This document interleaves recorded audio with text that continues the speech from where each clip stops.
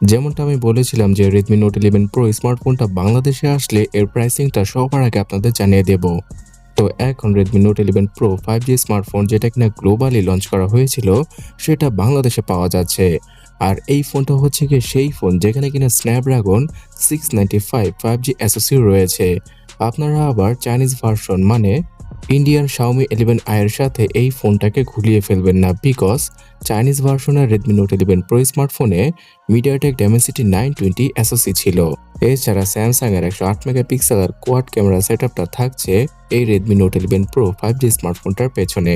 সামনে পাওয়া যাবে 16 মেগাপিক্সেলের সেলফি। তো এই ফোনটার বাংলাদেশি প্রাইসটা সম্পর্কে জানার আগে ফোনটার ডিসপ্লে সহ অন্যান্য সকল স্পেসিফিকেশন সম্পর্কে জেনে নেওয়া যাক, যাতে করে আপনারা কনফিউশনে না ভোগেন। 120 হার্জের 6.67 ইঞ্চির সুপার অ্যামোলেড প্যানেল রয়েছে Note 11 Pro স্মার্টফোনটার গ্লোবাল ভার্সনে। এখানে HDR10 এর সাপোর্ট সহ সর্বোচ্চ 1200 নিটসের পিক ব্রাইটনেস পাওয়া যাবে। এছাড়া ফোনটার ফ্রন্টে কর্নিং গরিলা গ্লাস ফাইবার প্রোটেকশনটা থাকছে। এই ফোনটা ফুল এইচডি রেজলিউশনের ডিসপ্লের সাথেই আসে, তাই এর আগের জেনারেশনের মতো একটা ক্লিয়ার টাইপের ডিসপ্লে ব্যবহার করা হয়েছে এই Note 11 Pro 5G স্মার্টফোনে, সেটা আপনারা বুঝতেই পেরেছেন। Android 11 আর MIUI 13 এর সাথে আসলেও আগামী 2 থেকে 3 মাসের মধ্যেই Android 12 এর আপডেটটা চলে আসবে এই Note 11 Pro স্মার্টফোনটাতে। এই ফোনটার দুইটা ভেরিয়েন্ট 6GB এবং 8GB, এই দুটো ভেরিয়েন্টই বর্তমানে বাংলাদেশের মার্কেটে পাওয়া যাচ্ছে। যেই দুটো ভেরিয়েন্টকে আপনারা সফটওয়্যারের মাধ্যমে মানে RAM এক্সটেন্ড করার মাধ্যমে বৃদ্ধি করতে পারবেন সর্বোচ্চ 12 থেকে 13GB পর্যন্ত। সো এই পর্যায়ে ব্যাটারি এবং চার্জিং স্পিড সম্পর্কে জানার আগে এই স্মার্টফোনটার প্রাইসিংটা আপনাদের জানিয়ে দিচ্ছি। Redmi Note 11 Pro 5G স্মার্টফোনটার 628GB ভেরিয়েন্টটা এখন অবধি তেমন ভালোভাবে অ্যাভেলেবল হয়নি। তবে যেই কয়টা ভেরিয়েন্টই পাওয়া যাচ্ছে সেগুলোর প্রাইস 27,500 থেকে 28,000 টাকার মতো। অন্যদিকে 8128GBর ভেরিয়েন্টটা বর্তমানে আপনারা বসুন্ধরা সহ যমুনা ফিউচার পার্ক এবং ইস্টার্ন প্লাজার মতো মার্কেটে পেয়ে যাবেন। তাছাড়া মোটালেব প্লাজাও পেয়ে যেতে পারেন এই ফোনটাকে।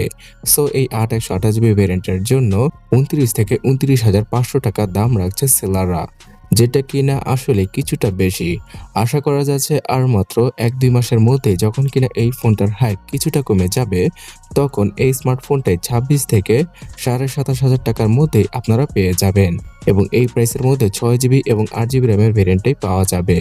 সো Note 11 Pro স্মার্টফোনটার ব্যাটারি সম্পর্কে যেটা বলছিলাম একটু আগে, 5000 mAh এর ব্যাটারির পাশাপাশি 67 ওয়াটের চার্জিং স্পিডকে পাওয়া যাবে Note 11 Pro 5G স্মার্টফোনের গ্লোবাল ভেরিয়েন্টে, যার মাধ্যমে কিনা শুধুমাত্র 50 মিনিটেই এই ফোনটা ফুললি চার্জ করা পসিবল।